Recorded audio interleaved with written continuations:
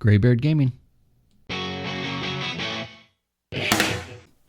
Welcome, everybody, to the Graybeard Gaming Podcast. I'm your host, Scott, and I have with me Liam and David on video this week. Today, we're going to talk about some comments on YouTube from Space Marine CEO, Sony giving scalpers a reason to live, and some rumors. But first, let's check in with these guys and see what's going on. Liam, let's start with you. How was your week? You got something new, I think, right? Oh, yeah. This PC. Yeah. Liam is officially a PC gamer. So yeah, I got a nice PC out of it. I think I got a good deal. Yeah. It runs games brilliantly. Yeah. I'm having a lot of fun. So, what is your overall impression going from a console, being exclusively console, to PC and playing some of the same games? I mean, what is your impression of that? I knew that's what this PC would do, is basically unlock a lot of games in terms of like frame rate, graphical features, PC. Mm-hmm. But this PC is tearing apart the console. Yeah. I mean, obviously, it is a lot more expensive. But get what you pay for, obviously. Right. Yeah. That's keep in mind that it's not just for gaming. I mean, you can do everything. You can do everything like this. Exactly. Yeah. You can probably do this on a console, but to great difficulty. I mean, I don't think you could do like this on a console. Maybe not. Actually, the way we're setting this up anyway. Right, and as easy as it is. Yeah, click. Your OBS on a console. Where's your Discord? Yeah, no kidding. See, consoles are meant to be, simpler and just, hey, here's a box, plug it in. Yep, plug it into a TV, you're ready to go. Plugs into any TV, any monitor. Consoles are always cheap. I think some consoles were trying to go in that direction too, like with the integration of Discord into Xbox. Like as soon as you turn on the Xbox, press that little emblem on the side, comes up a Discord app. That was kind of new, when I saw that. I think Discord's like universally become like gamers' option as well. So they're like, let's just integrate Discord because our parties are crap. Right? Yeah, well, it also enables, like my wife and I, we played with a couple of people that were on PlayStation, and they didn't have any Xboxes. So, of course, when you're playing, say, Apex Legends or something, you can open a Discord. They would have to use their phone, fortunately, because at the time Sony didn't have Discord, but it allowed us to all talk, in the game without having to use an external device. They did, but who cares? But, with it integrated into Xbox, it opens up, more communication. It doesn't work very well, though. I mean, the app itself.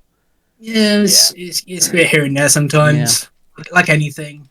But with PC, you have multiple options. I mean, we played games before that. Well, I mean, even Dave and I played a game that was not in Xbox, but we could go into create a party, go into an Xbox party, and play a game on Steam. Yeah. So, it's a lot more options. So, well, your perspective from now on of everything we talk about is probably going to be more PC centric. So, I can feel myself just going like PC slowly already, because every time we talk about console, he's better. Sorry, I'm that guy. No, I'm that guy. Whatever, peasants. Bow to me. I elevated. Right. Well, that's what it feels You're like. transcended. When you go to PC, that's kind of what it feels like. All right. Well, David, what's going on with you this week? I always tell you, like, I got back into this game. I'm back into DayZ. Ooh. And this time it's real. Yeah, no, because we're just server hopping, me and the wife, and we found this server and these people from the UK, very very polite, and they were like, "Hey, do you want to join our faction?" And I'm like, "Yeah, sure." So Gina executed her first guy we caught. Like, we were just driving around and we saw a guy. We're like, let's get him. And we were like, get down on your knees right now. Gina, execute him. She's, I don't want to do it. No, please. We're like, this is the initiation. It's the faction. You gotta execute him. And she executed him, and it was just a very intense moment, but it was memorable, you know. So yeah, we're my back God. into that game. Just running. It's called I call it running simulator because I feel like you're just running yeah. around. Yeah, for you hours. do a lot of that. Oh my God. But, Someone tried playing yeah. a Daisy with me just a little bit, and I was just like running across the map. Where are you? Where are you? Yeah, And when you zombies join, chasing me after a while. yeah, when you join somebody, it's not like you're just like right there next to them. It's like, okay, look around. Okay, there's a tower. Okay, what color is it? It's blue. Oh shit. You know, it's like- Yeah, and you have to try and find the road Right, sign. it's Like, like- I'm in this area. yeah, head southwest. Which way is that? I mean, it's Yeah. so I've only played it with one other person, but playing it with like a group. How many people were there? I mean, how many players were with you? You know, we started talking to one guy, and then he had another guy on his team, and then that other guy like left. So it was really just us, you know, and one, you know, me, Gina, and one guy. Yeah. And he was giving us a tour of the base. His base was like a whole block, like a whole city block. It wasn't even like one house. Like, yeah, this is our base, it's, you know. And yeah, and it was like an hour of him giving us a tour, and then he gives us all these weapons and everything like that. And so now we're like jacked to the teeth. Yeah. And then we're just driving around and having a good time and just, you know, whatever. It was cool. It was fun. I'm just like, I'm getting back into it now. Yeah. So Yeah. Yeah, I played recently, and God, we played for a good like 4 hours. Died a couple of times. on Daisy. Yeah. But I was able to, you know, get some of my stuff back. Yeah. And it's, you know, one thing that we've, you know, the interface to that game is really difficult, Yeah. but that's part of the game. You know, Yep. it's not like this is not a game you can just jump in and play. And I respect Yeah. that. That's I really do like the survival aspect of it where, you know, like me, when we first started, me and Gina were just kind of running around when we ran to a military base, and then we hear howling, and we're like, oh shit, that's wolves. So then we get attacked by like 7 wolves, and we're at this moment like, you know, let's go up this tower and we'll shoot them from the tower, and then it's like now we're cooking wolf meat. You know what I mean? It's like the whole like, you know, the whole like survival aspect of it is like Yeah. a lot of fun. You know, Yeah. so. But and then you run into people who are crazy. yeah. That's usually what I do. Psychos. Yeah, if I play by myself, I'm just a magnet for people that are like, you know, like walking down the Yeah. street singing a Beyonce song, like by themselves, armed to the teeth, you know. Yeah. And I'm trying to avoid them, and then they always see me, you know. I'm probably using cheats or something, but Yeah. I'm like, I have a half-eaten apple and a napkin. Good. Pow, pow. Like, I need a half-eaten. I need that half-eaten apple. That's the funny thing is like it's like Gina. It's funny because my wife is the one that likes that game. You know, like a lot. She's always asking me to Really? play it. So Oh wow. yeah. So then when we get to this part where we capture somebody, some random, and this guy's like, you know, get down on your knees, and Gina's like watching this. Yeah. She's like, I don't know if this is. I don't feel Shit right just got about this. real. I'm like, the thing is I've watched YouTube of this game, so Yeah. I know that like this is sort of the culture. It's like there's a role playing aspect to the game, Right. Like I found it fascinating that this guy was like, turn around, get down on your knees to the guy, and the guy fucking turned around and got down on his knees. He didn't run. He didn't haul ass. Yeah. He didn't pull out his gun and just try to shoot us. He like role played, you know? And he was like, Gina, execute him. And she's like, I don't feel right. I'm like, you don't understand. This is how people play this game. You know? Like, yeah. It's it's almost like a social experiment. It really is. And it never goes well. it's never. It's not like a. We're gonna feed this guy human flesh. Right. Like, I don't know. Is this real? Like, what's happening? Right. It's just a game, honey. He's gonna die and respawn. Don't worry about it. Cut his friend's arm off. Make him eat it. If you've ever played Rust, I've never played Rust. Oh my but God. I hear just the worst stories about that game and what people do to other people. Oh my God. And yeah, if we're ever actually in that situation, which it looks It looks like we could be. We're headed and there. at some point, I have no, there's, fuck community. Like I'm just getting as many guns and food as I can and getting in a hole. But I played Rust. I played Rust for 10 minutes. That's all I'll say. Really? I've never played it. It was that bad. It was that bad. Like I spawned, and like people were killing me in the first. I'm like, I don't even have a rock yet. The first thing you get is a rock. I don't even have a rock. You're arrowing me. Like you're not even a threat. Like you're not even you're not even what am food. I gonna do? Yeah. I'm naked, for Christ's sake. Like. Well, that's what. Yeah, playing DayZ, I'm just like, hey, I don't have anything, so it's probably not worth a bullet, for you to. Oh yeah, it is. And then Bam! They just start punching you. Oh no, they shot me. Like, oh, we got plenty of bullets. Pow! I'm like, come on. Yeah. But, yeah, it's I don't know. It's fun in that way. And again, I always say that it's like I love games that's like, oh, that game doesn't have a story. It has lots of stories. Let me tell you 5 of them, and they're all horrible and scary. Yeah. But yeah, that's awesome. So Liam got a PC, and you committed murder. So what a week! Right. My week is boring compared to that. But I did get to play. I took a long nap.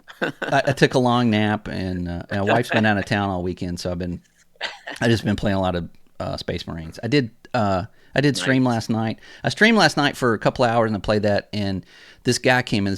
I had one guy watching my stream. Why watch my stream?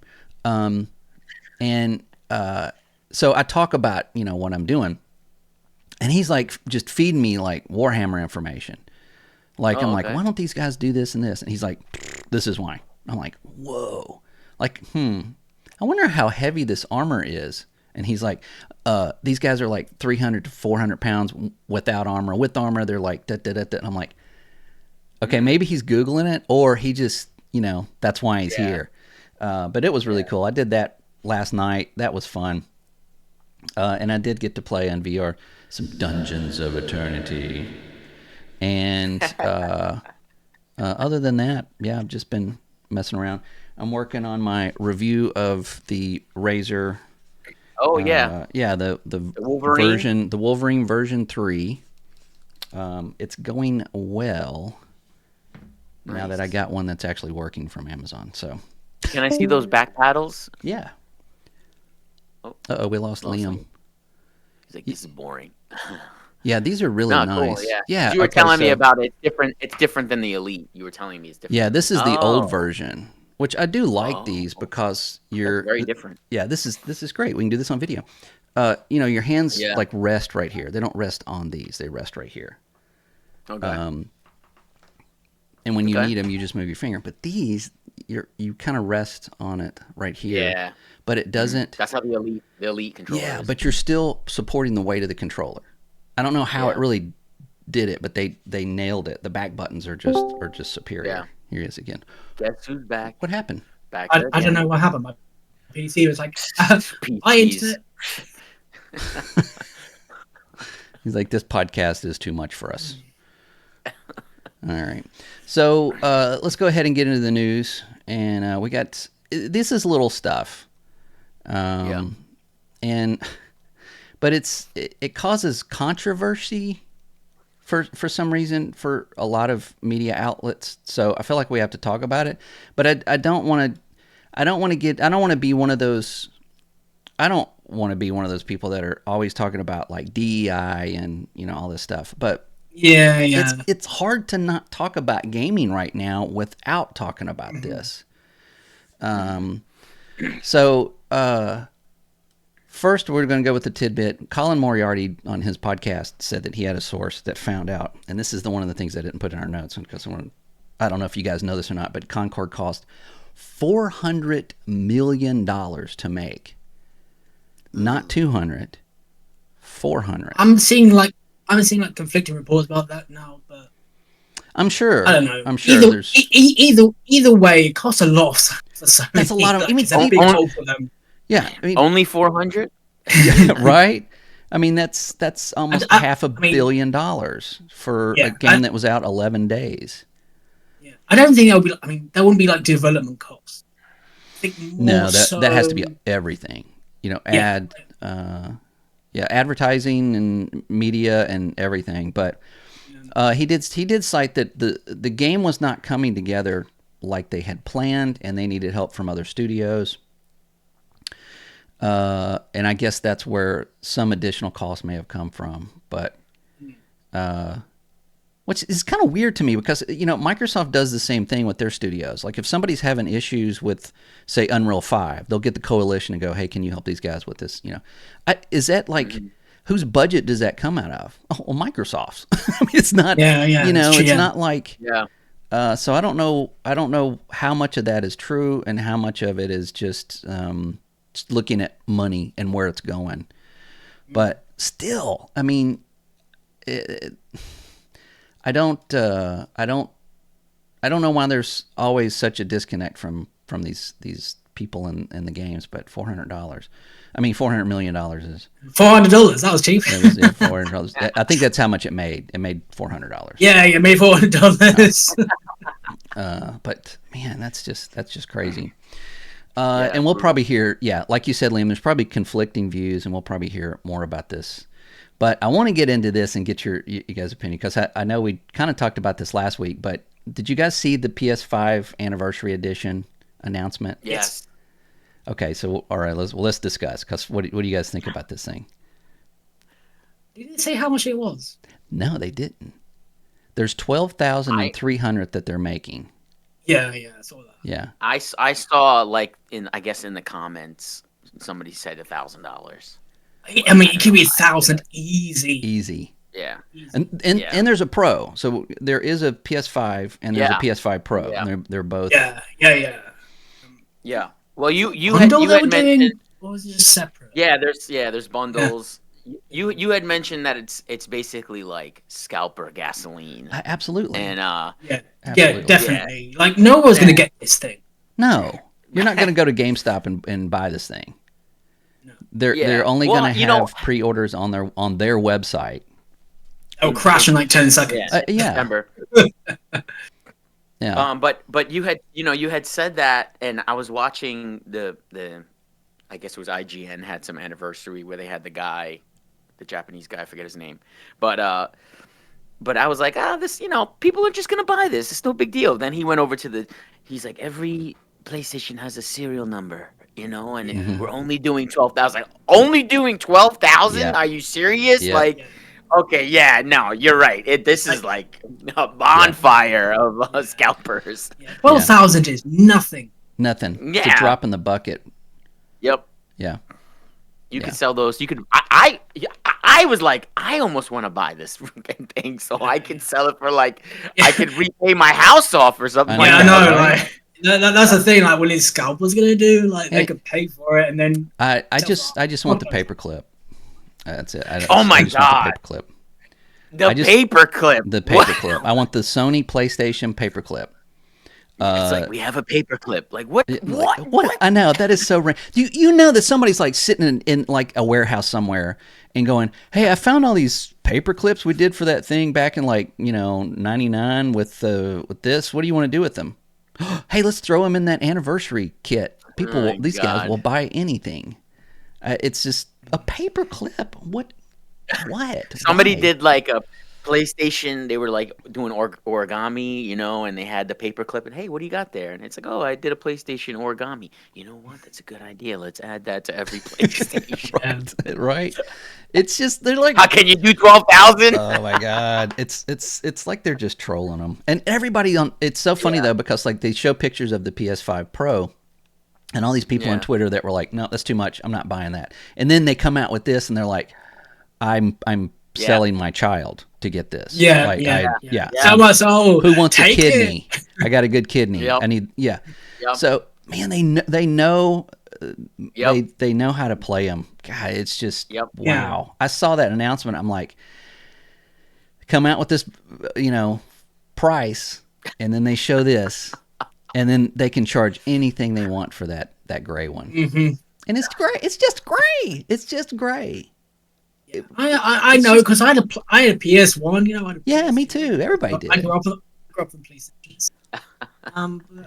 Yeah. Surely, I mean, okay, granted, it looks cool. Yeah. It looks cool, and the pros got more lines on the console. You know, Yeah. I mean, yeah. You know what I think? Hot take, and I think a lot of people think about this PS5. PS5 doesn't look good. Well, no, that's not a hot take. It's objectively ugly. I mean, No, I don't mean like by its size and thing. Like with the white, if you look at any other color with different plates, different skins, it looks so much better. It does. The whole look white, a little better. like color thing they got going on. Have you seen one all in black? It looks so nice. Yeah, it looks very discreet and looks like something that would be in an entertainment center. Yeah, so like different paint jobs and different skins just makes it look better. Yeah. Now they're like, hey, look, PS1, this is our history. And it was like, right. Man, it is. Yeah. It's weird. All the stuff that's coming with it, like the controller. But I will say that they're doing this, and something that Microsoft doesn't do. They're selling the controller separately. They have a regular controller, and then they have the Pro controller, and those are going to be sold separately. But I don't know. I guess that's also 12,000 of those. Not. I mean, it's just great. They can throw that in the market. Just put it in a box. Go send it to Walmart. And let everybody get one of those. Yeah. They can just spray paint it as it goes along. Yeah. So, of course, whenever this lands, when they open up the store or whatever, I'm going to just immediately go to eBay and see what these pre-orders are going to be selling for. Because, like I said, when they set the price for the Pro, they look at scalpers. They look at how much people will actually pay for this stuff. It's just insane. So, I think that's why they set the PS5 Pro to its price, because they saw how much people were just buying, scalping, when the PS5 wasn't available. Yeah. Right. People were spending crazy money just to get it. Well, I think this way they can, if they've split it, like if there's about 6,000 of the Pros in this anniversary color scheme or whatever, that they have guaranteed that they're going to sell 6,000 of those. Yeah. To either scalpers or just people that previously were not going to, 700 is too much for a regular Pro console, but $1,200 for that gray one, take my money. Yeah. Like, come on, people. Have they a were little like, conviction. we lost 400 mil on Concord, and they're like, hold my beer. Where are we going to get this money back? Give me some spray paint. Yep. Yeah. Give me that paper clip. Right. Where's that box of paper clips we had? Watch this shit. Sony know their fan base. They know their diehard. They do. They're like 400 million. We lost $400 million. Oh, we just made it back. Wow. We just made it back on 12,000 consoles. Right. Exactly. No kidding, man. Yeah. This is. It's just. Gaming is so weird. It's just. It gets weirder. This episode will get weirder. Okay. Well, so, we already started talking about DayZ, so we're past. Oh, I know, right? And Rust, and like the. I hope it's gonna be PG and not be weird because we're on camera now, so who knows? Yeah. Right. Okay. Mm-hmm. Well, I don't know if you guys saw this or not, but Dragon Age Veilguard released. I guess let some of the outlets show the character creation for. Yes. Yeah. And there's some things in there that are inclusion, and that I don't. Even though it's stupid, they have like top surgery scars, which is like if you had your breast removed or whatever, which is fine. I don't really care about that. I mean, although it is, if you're gonna have that in a high fantasy role playing game, I mean, why not just everybody carry a fucking cell phone? I mean, it's kind of weird. But what I do want to talk about, though, is that it does seem to purposefully limit your character creation. and I don't know if you guys saw this or not, but like just in general, like the character creation in role-playing games. And I don't know about you guys, but for me, I spend a lot of time with that. I mean, I don't just go, oh, that looks good, click, because you could potentially be looking at that character that you just created for 500 hours. Exactly. Right.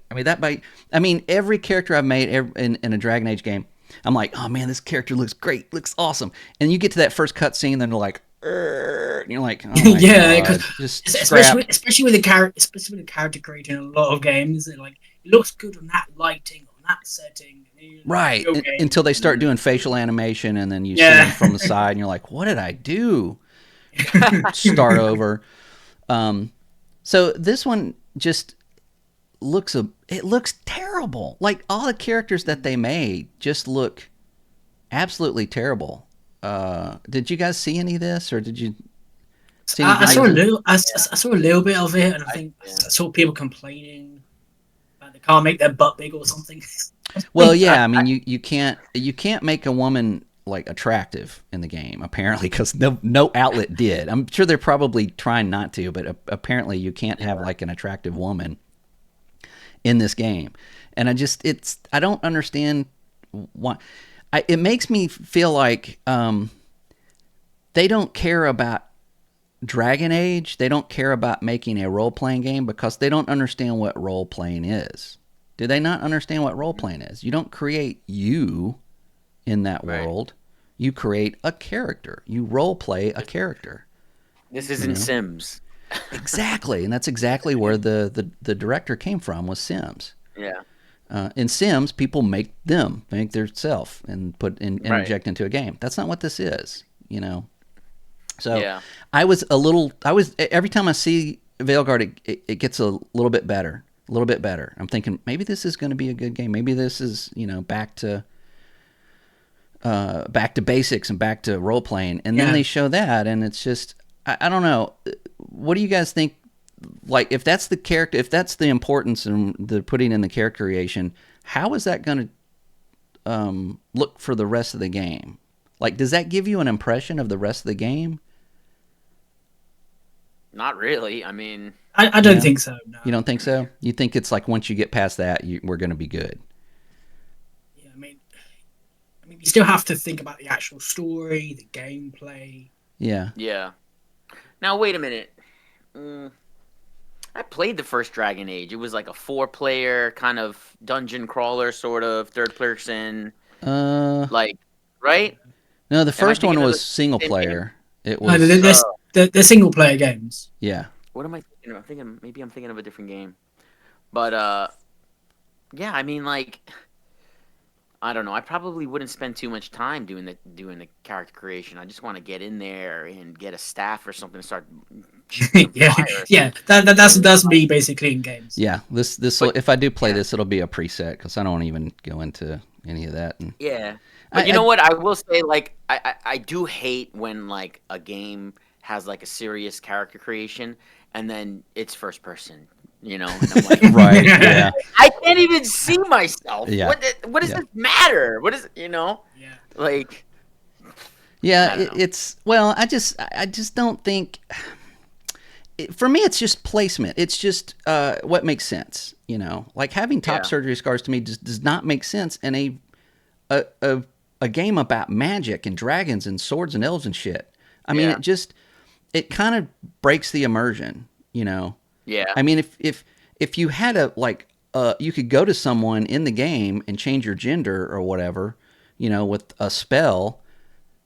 What's wrong with that? I mean, it's you can do that with magic. That's the whole point. You can do. Yeah.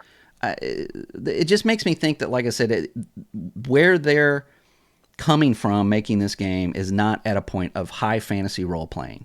It's more of making sure that everyone is it's an inclusionary. This is killing the games industry, and I'm not talking about like I don't want this stuff in my games. I'm talking about it's like if this is your priorities, instead of making a good game, your game is not going to sell, and you're going to lose your ass. Look at Concord. It didn't. it didn't tank because it had those things injected into it. It tanked because it was a terrible game. But it was a terrible game because that is where they put most of their resources in making it into that inclusionary DEI game. You see what I'm saying? Like, ultimately, that does not make for good games. So when you do that, you don't make good games. Games don't sell. You lose your studio. So why keep doing it? Why do they keep doing it? You know, I'm not here to tell anybody what to do with their life or anything, or what my political views are. It's just it's we have to look at this as when you put stuff like this in games. There's a lot of people out there, especially Dragon Age and high fantasy role playing game fans, that are like, "Fuck you, that is stupid. Yeah. Why would you do that? Yeah. That doesn't even fit there. Go make your own game." I think the developers of some of these games, like, they think if they look like they're inclusionary for like all types of people, it looks good on them. But really, at the end of the day, like, no gamer, like, I'm not going up to, like, I'm not playing Apex, and then somebody's coming up to me and be like, my character's trans, and I'm like, I don't care that your character's trans. Let's go kill these three. This team. Yeah, exactly. On the other side, like, I don't care about your backstory. I need to win the game, and we have to kill these guys on this side. Same thing with, like, the scars. Like, you're wearing armor, right? Yeah. I don't even see what your does it scars. even matter? I don't even doesn't see your scars. And then this person comes up to me and goes, "You know, my character has scars in their chest." And he's like, "I don't care. Right. You're wearing fucking armor. I don't see it. Who gives a shit? Let's go. There's orcs over there that need to die." Like, you know, exactly. But I think the game developers are like, if we add this, we look cool by adding this. And it's like, nobody virtue gives signaling. a shit. Like, look what we're doing over here. Right. But we're seeing the connection between those things added to games and games failing. And it's not because they add those things. It's because that is where they're coming from making the game. Yeah. You know, I mean, they're making a game from that standpoint. Like they have this great big whiteboard of ideas, and they go, first thing, inclusion. Right. Like, exactly. Top of the list. And then they make everything fit, or try to make everything fit from that. Probably not how it goes, but that's just the impression that it is. Especially with established IPs. Dragon Age, this isn't a new game. Dragon Age 1 came out, in 2009? 2010, I think? It might have been sooner than that, actually. Dragon Age Inquisition was 2013. Yeah, but Dragon Age came out, and then Dragon Age 2 came out the following year. So, yeah, it could be 2009. Anyway, but and these were made by the brothers that started, the doctors that started BioWare. These two doctors that found out that they liked making video games better than, being doctors. Who knew? They wanted to make Dragon Age because they had previously used the D&D license to make Baldur's Gate 1, Baldur's Gate 2, and they wanted to make their own fantasy world, and that's how Dragon Age came to be. And not long after that, they both left, and one has a website where he talks about brewing his own beer. Like, they're just filthy rich. They just went and just did other stuff, man. It's super cool, but so that's kind of where it comes from, and it's just, for me, it just, I don't know. It just it's out of place. It just doesn't need to be there. There's other games that would make perfect sense to have those things in it. This is just not one of them, and I want people to just stop doing it. I mean, if you don't feel included in a game, maybe that game's not for you. Not every game has to be for everybody. It just doesn't. You can't do that. If everybody makes a game for everybody, then all the games then your games are just bland and nobody wants to play them. And this is, what we're getting at. I don't remember in the past really people complaining about feeling not included in the game. No. we didn't complain. We played the games. That was it. Yeah, the games were fun. If it was fun, it was great. If it had a female character, a male character, a gay character, nobody gave a shit. If the game was fun, it was fun. Yeah. Right. Well, I never play Destiny, and someone's like, I really don't feel included in this game right now. It's like, no. what? We're riding bikes right now. Like, what are you talking about? Right. Like what? I think if you want to like feel inclusion, play The Sims. You can Yeah. make your own character there. Well, yeah, right. There's games for that, and there's games that you can make for that. Yeah, and if there's an audience I think there's for a it, place for it. yeah. Yeah, I think it there's. I mean, look, I'm not saying that you should never put it in any game. Okay, No, but there's a room for it. There's place for it, just not everywhere. Right. Like it doesn't have to go everywhere. Like, So. Yeah, it doesn't fit everywhere. You can't put it in every Right. single game. And if you do, guess what? So Yeah. that kind of leads up to this next article, and this guy, well, he kind of nails it. There's still we still don't know 100% that he actually said this because it's on like his personal YouTube account or whatever. But this is Matthew Karch. He's the CEO of Saber Interactive.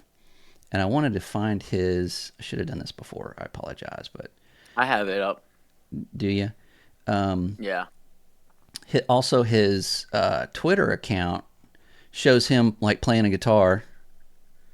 And it's like like badass games and playing guitar, something like just something real basic. Just like. Are you yeah. Matthew Karch? I am.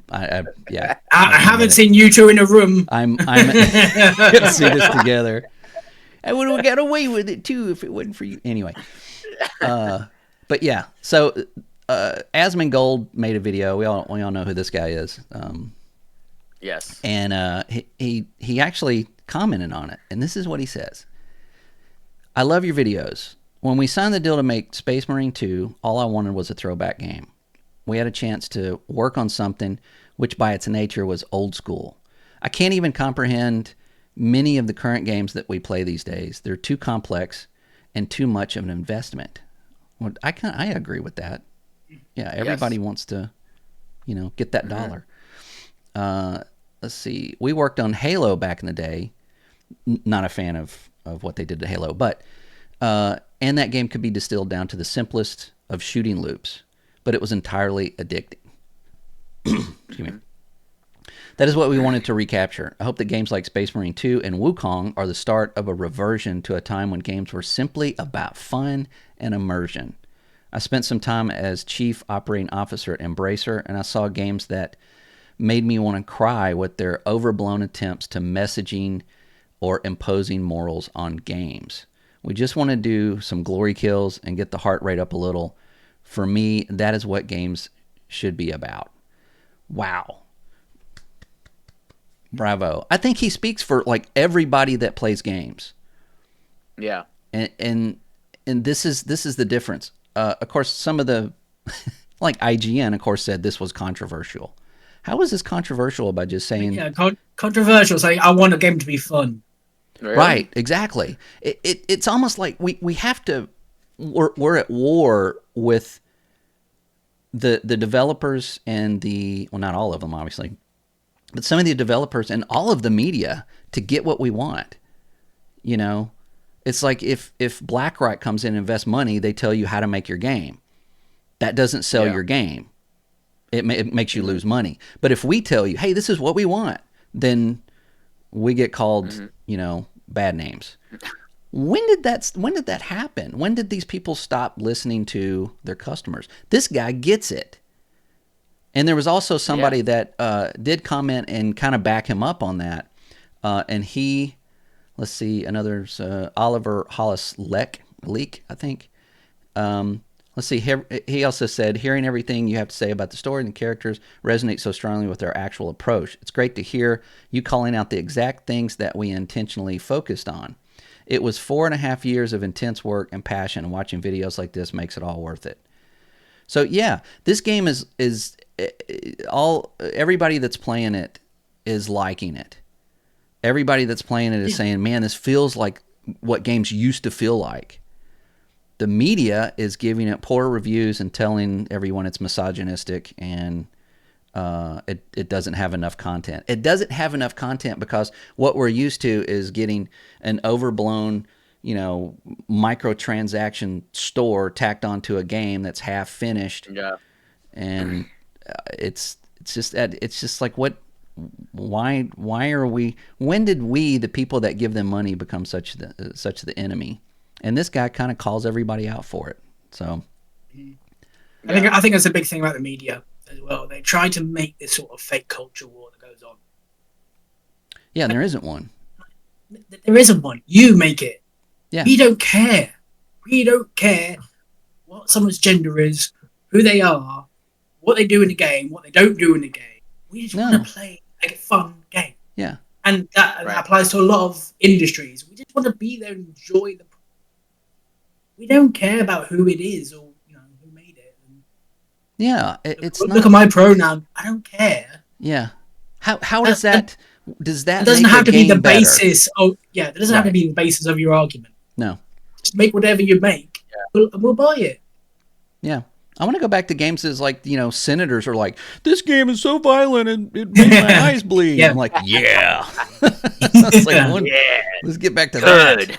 Yeah, the only controversy was like, old people going, ew, that's terrible. It's like, yes. Yeah. Oh, wait, that's me now, I guess. But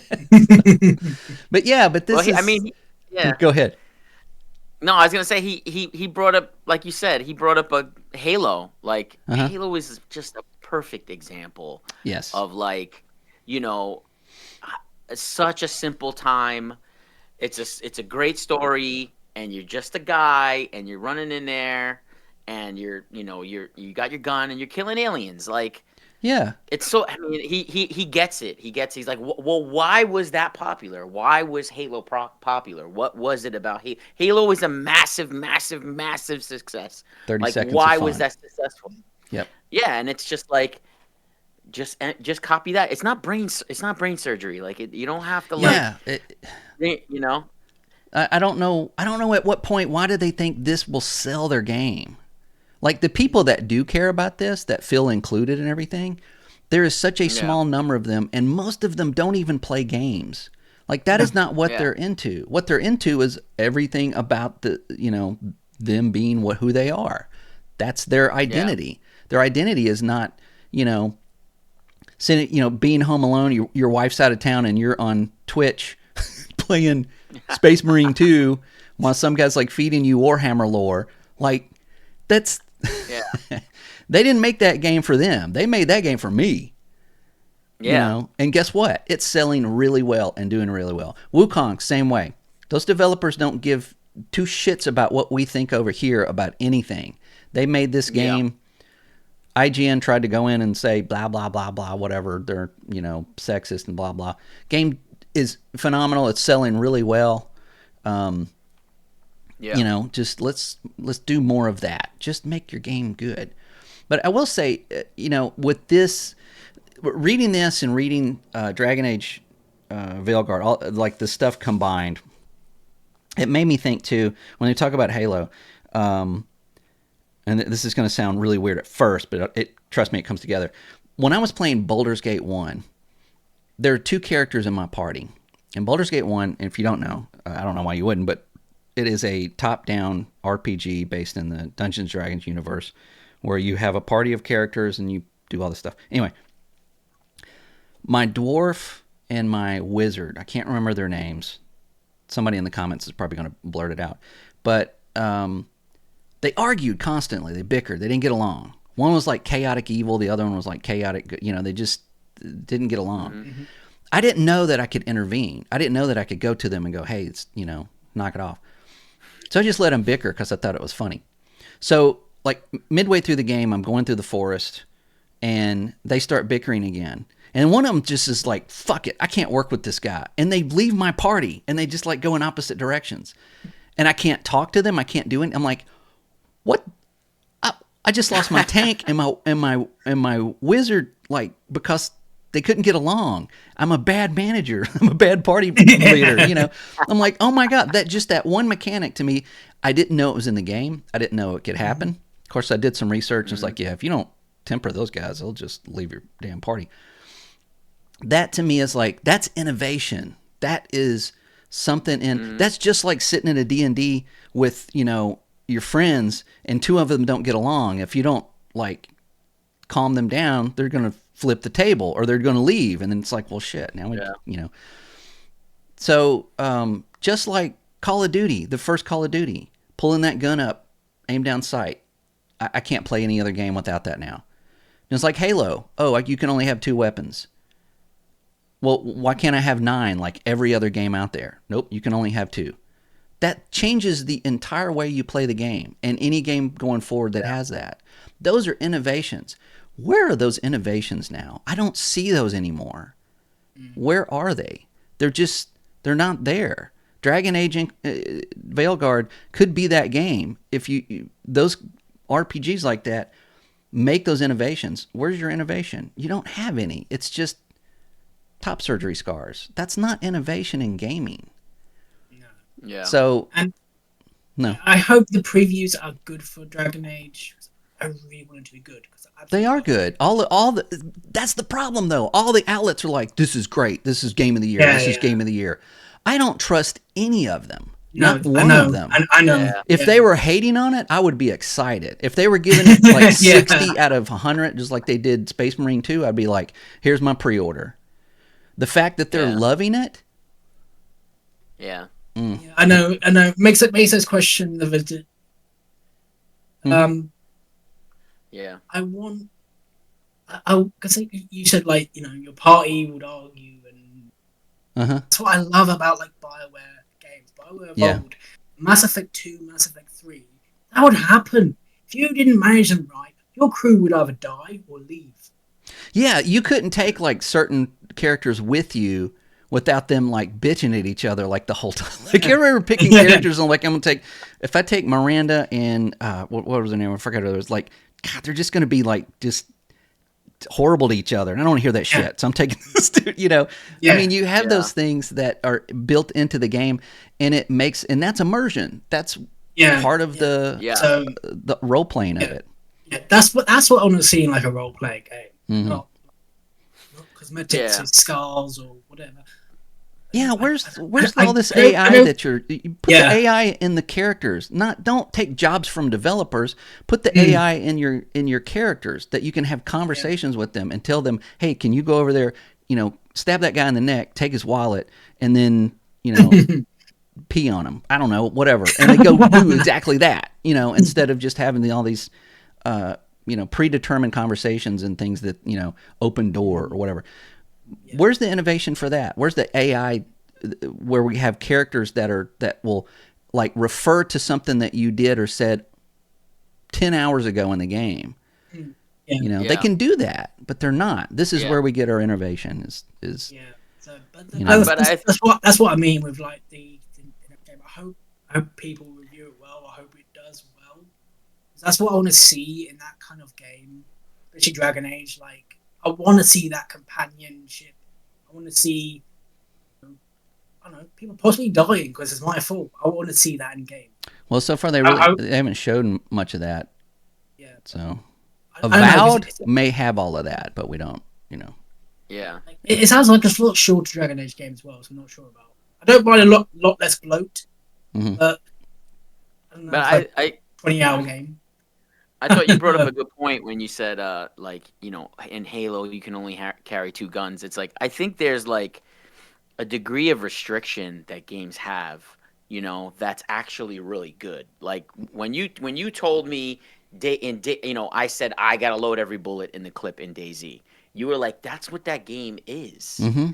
When you said that to me, it changed my whole perspective on DayZ because now I didn't see the restriction of bullet in the clip at a time as bad. It's immersion. Positive. Right. It's immersion. Right. Right. And so now when I'm like stuck in a firefight and I'm stuck in a house and my clip is out, there's a level of panic because it's like I need to load this clip now or else I'm gonna die. Right. And it's I think there are really big game companies who say this game has to have everything in it. Has to have everything. It's like no. We want everybody to play this game. Right.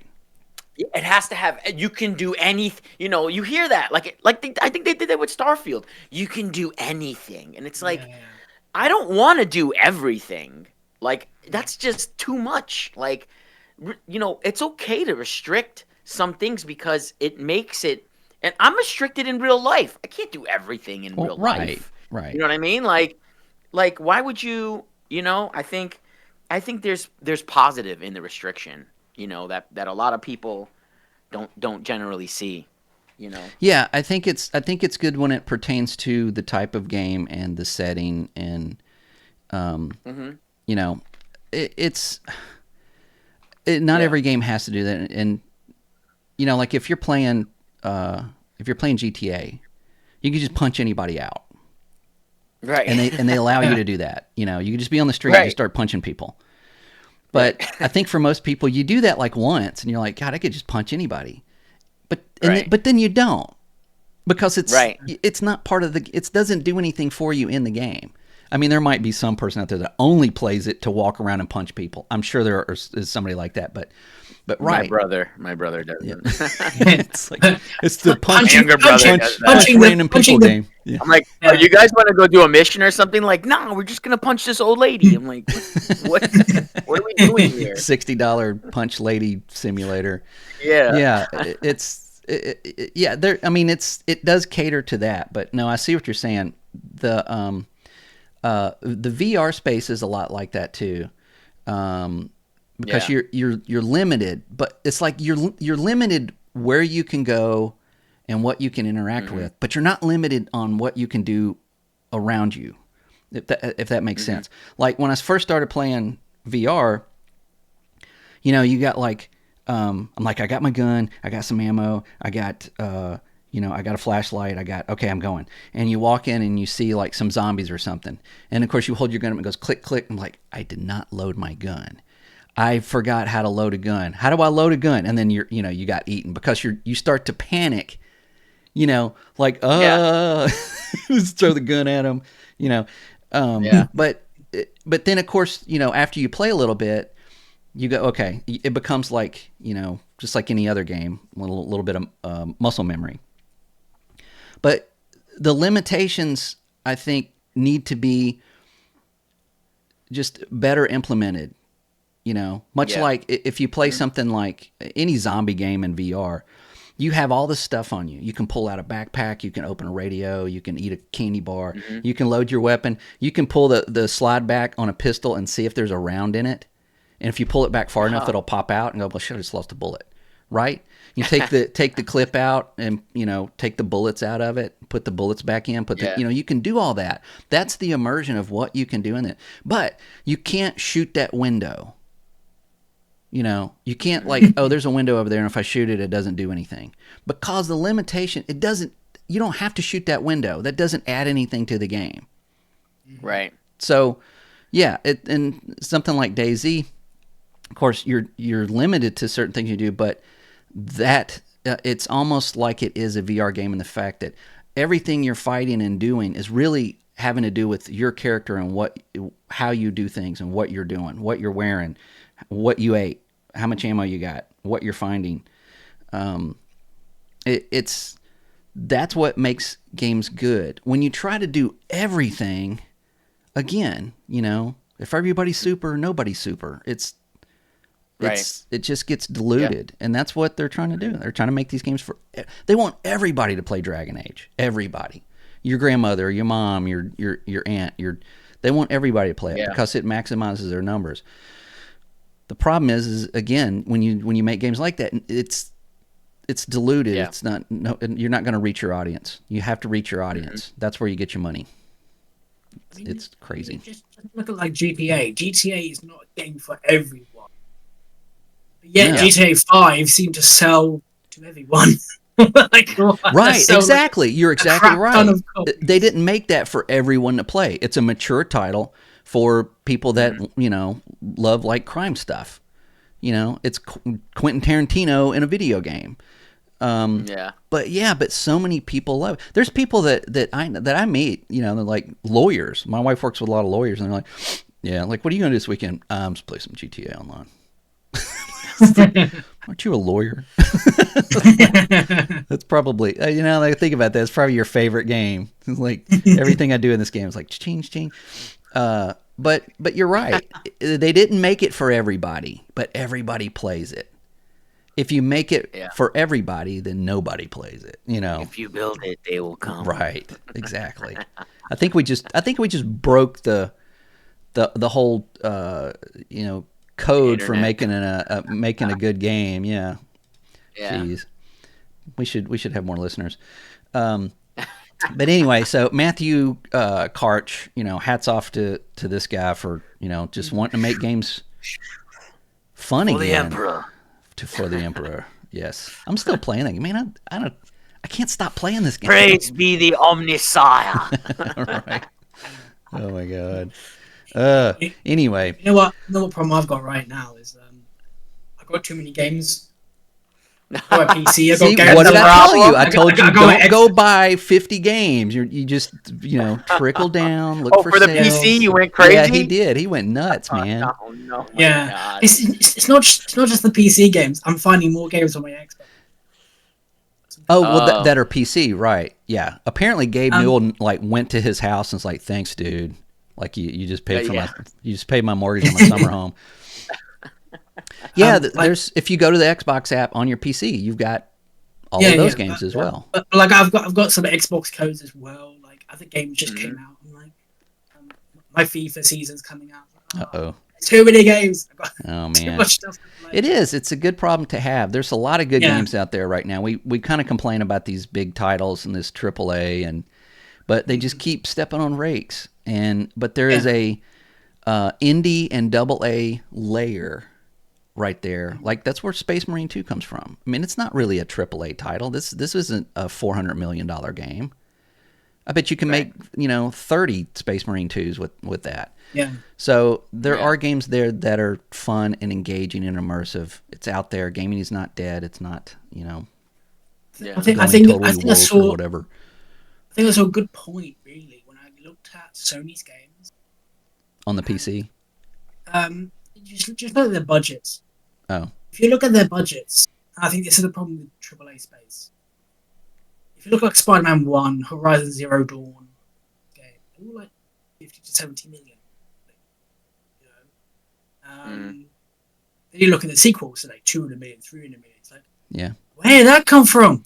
Yeah, why? Why is it ballooned 5 times? It hasn't. Sure, it looks better, but that does not equate to that cost. It really doesn't. You don't have that money doesn't equate to better game, better graphics. Yeah, so it just this is the problem with a lot of AAA studios. They're throwing money like that.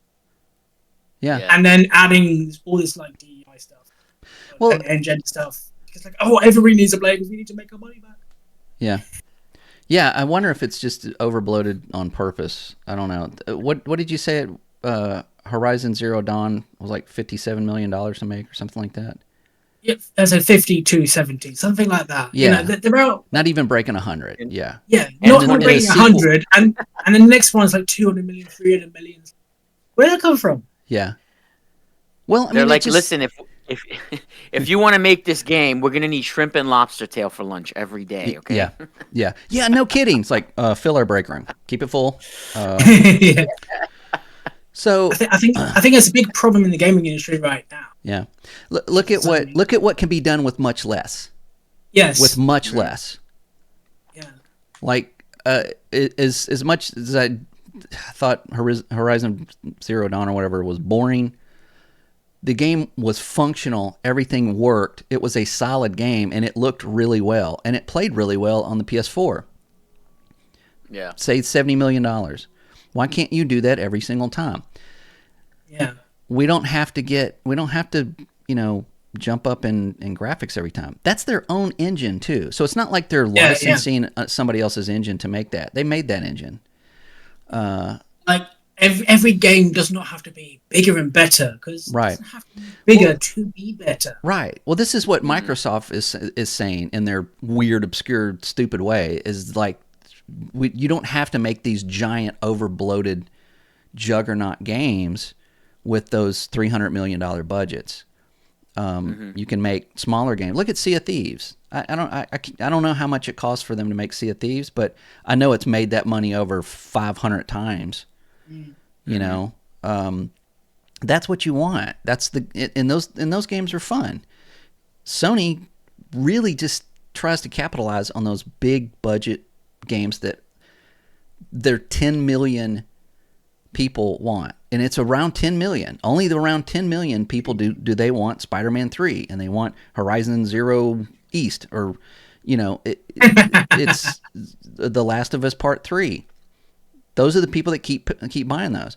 They're finding out now, much later than they should have, is that they can reach more people if they make games that are that are not of that style, that are engaging and more fun to play, and not just stories.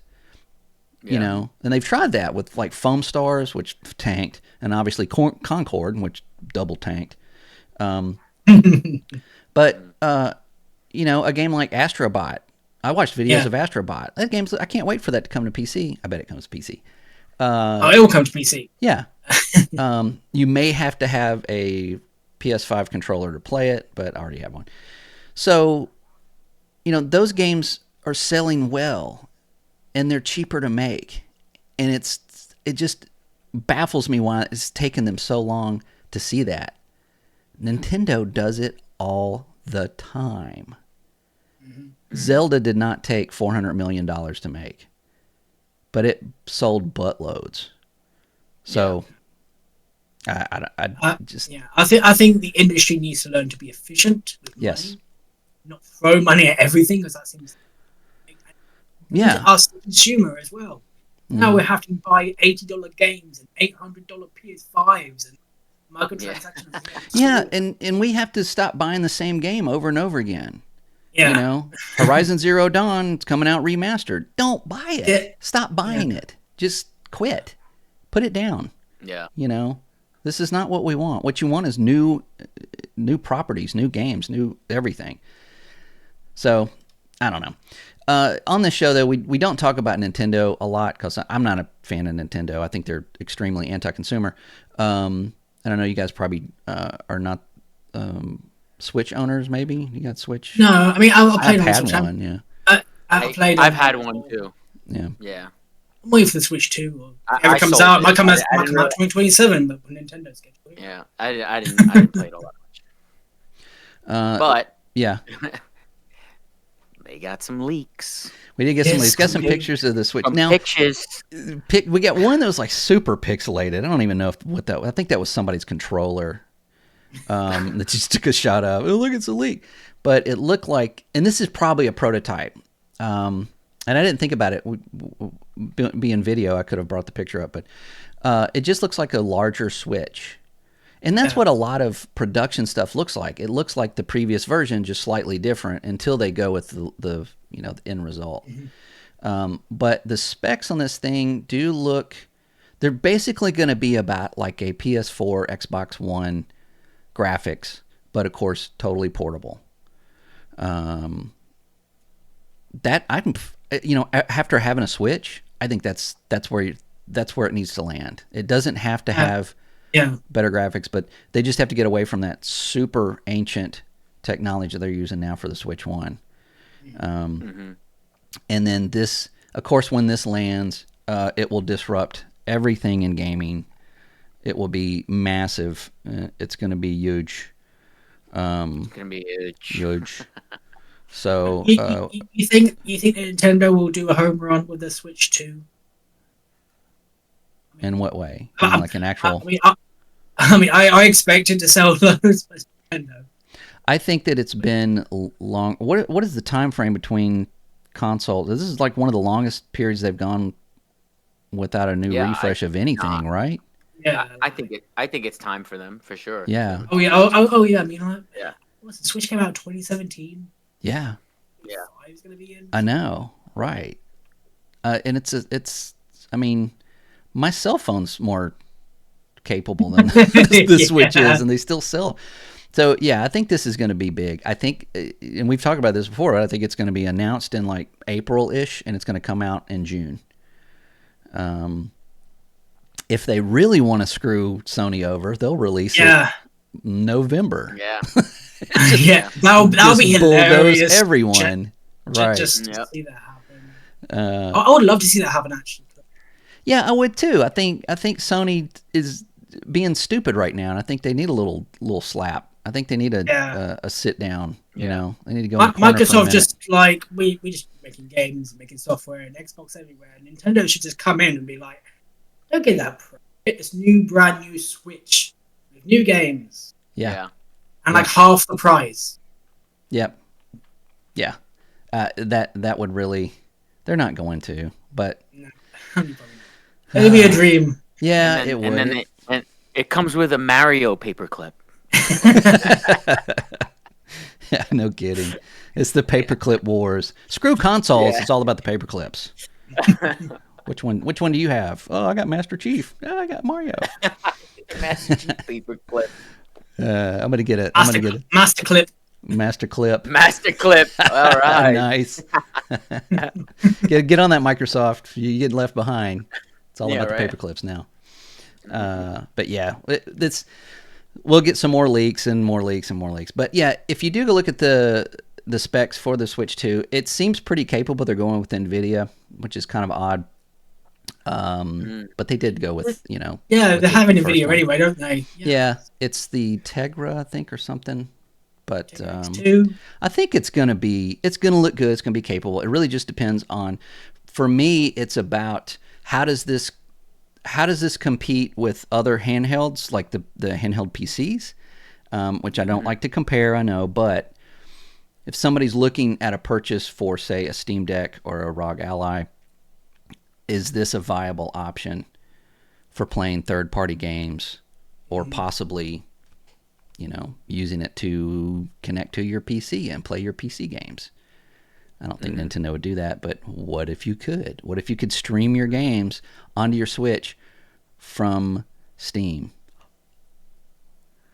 Yeah, see that? Right. That makes everybody else go, I don't like Nintendo games, but if it's cheaper than a Switch, cheaper than a Steam Deck, I don't know. Just throwing that out there. See, I should work for some of these guys. I can make them a lot of money. I think Microsoft will eventually. What'd you say? I think Microsoft doing handheld. I think there'll be more handheld wars in the future. Yeah, it's going to be about the hand. Yeah, it's going to be like was the Demolition I'm Man? Okay with that. The fast food wars. I'm Taco Bell one. Yeah. I mean, handhelds could be. Yeah, competition leads to innovation. Yep, exactly. We win. Yep, we all win, and keeps prices in check. Yep. Do you think that poses a good question? Do you think if Microsoft announced a mid-gen, more powerful Xbox, that they would have put the price point on this as $700? I don't know. Probably, actually. Probably, yeah. They actually did it like they got a new Xbox. It's 2 terabytes at $600. It would have been more expensive. It's $799. But as I said before, though, at least they actually do the prices right. The whole issue with the PS5 Pro was not just like its US pricing, but it's pricing across the world. It's super expensive everywhere. Yeah. Like we're paying so much more. Well, you tell me that like a regular Xbox is $499 here, so it's $449 there because that's the exchange rate. But the PS5 Pro is $699 here, and it's $699 there, right? Yeah, like what the hell? Like we don't even get anything cheaper. Like they didn't even try. They just man. And €800. Ooh. Again, man, it's not, I don't preach it, but if you want to get the most out of gaming, PC is getting better and better, while consoles are getting just dumb. They're getting dumb, and almost to the point of being a scam. Yeah. Where's that 8K? Where's our 8K? It's on the box. It says 8K on the box. Where's 8K? Because that's what I like about consoles, and probably why I'll still use my Xbox. Because everyone's like, "You're gonna leave Xbox." I'm like, "No, I'm not." No, you don't really. I mean, even getting a PC, you have the app right there on your PC. Yeah, but like I'll still play on my console. I've still got a lot of games on my console. Yeah, like Gears 2 and 3. It's not on PC. Maybe Gears Trilogy one day. Shut up. Shut your filthy mouth. That's what I like about console. I think where console should stay is in that 300 to 500 range. Well, That's yeah, everybody would agree with that. Yeah, to me, that's a console. Yeah. You know, Yeah. Series S, you got the Series X, you got the Switch, the normal PS5. That PS5 Pro just breaks everything. That's not console pricing to me. Well, it's a precursor for what's coming next as well. Yeah, and that's the problem. Right, if it sells well at that price point, guess what? It's the PS6 is going to be more than like that. Yeah, so at that point, I don't think they're consoles anymore, and it's a waste of time. Right. Now you're catching on. I like consoles to be cheap because that's what they're supposed to be. It should be cheap and small, and you can take them with you, or you can have one for the kids' room. You can have one upstairs, have one downstairs. Yeah. Yeah. So, anyway. I mean, if Xbox made a next-gen Xbox and it'd be like, hey, $800, I'd be like, no. I've got my PC now. Yep. Sorry. Bye-bye. Yeah. And they probably like that. and they wouldn't care anyway. Yeah. So, yeah. Oh, you're going to be using Windows? We're good. Go ahead. Nice. All right. Well, I think that wraps up this week. Maybe next week we'll have some actual news about some stuff instead of just like these pseudo controversial topics to talk about. But anything coming out this week? I don't think there's anything major coming out this week until October, right? I mean, if you're a sports sucker like me, FIFA came out. I got the Ultimate Edition. For what? PC or Xbox? For Xbox, that's where I just play with friends and things. Gotcha. Sometimes they actually nerf like the PC version. Yeah, sports titles on sports titles on PC just don't do well for some reason. Yeah. So again, that's probably why I prefer a console in some aspects, because sometimes companies hate the PC. It's like, let's make worse stuff. Yeah, sometimes it doesn't get the love, but they probably just don't. Yeah, so I'm playing that on pre-order, and let me just have a 5-minute run because this is broken as hell. I got the Ultimate Edition. It's broken. It's so broken. Oh my god. Stop buying it. No, wait like at least a month until it comes out and get that first patch. I know. That's on me. But I know. I'm as someone that bought like the extended version of Space Marine 2, so I could play it 5 days early. But I mean, should that be works. Those stones. But that works. Like, we played it. It works. Yeah. This FIFA, oh my god, the menu system. The menus are so broken. How do you break a menu? I don't know, but they do. Oh my god. Just scrolling through it is slow, it's laggy, and you know when you do the Ultimate Team, probably seen it in every single sports game. You open packs, right? Yeah. That pack menu is busted. It's just busted. So every time you go in it, it crashes the game. Oh no. And this is obviously a $70 AAA title. Yeah. Who makes this? Ubisoft? EA. Oh, that would have been my second pick. Yeah. Yeah. Jeez. Well, maybe AI did it, and they just blame it on AI.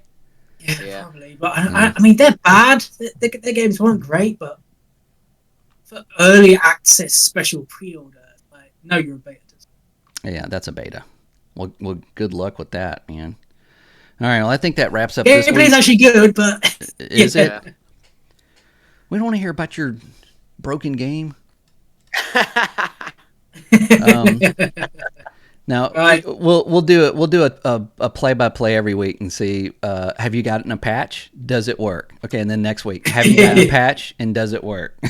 Is the menu better? Well, we'll do this in real time. Like, has the FIFA gotten better? No. You got a patch? No. I mean, it'll actually launch next week. Oh, okay. Well, still... Okay, well then we'll go through it next week and see if you got that day one patch that fixed the menus. God dang. Jeez. Oh, yeah. See if you can get a refund and then just buy it later when it works. Yeah. Anyway. All right, everybody. We'll be back next week.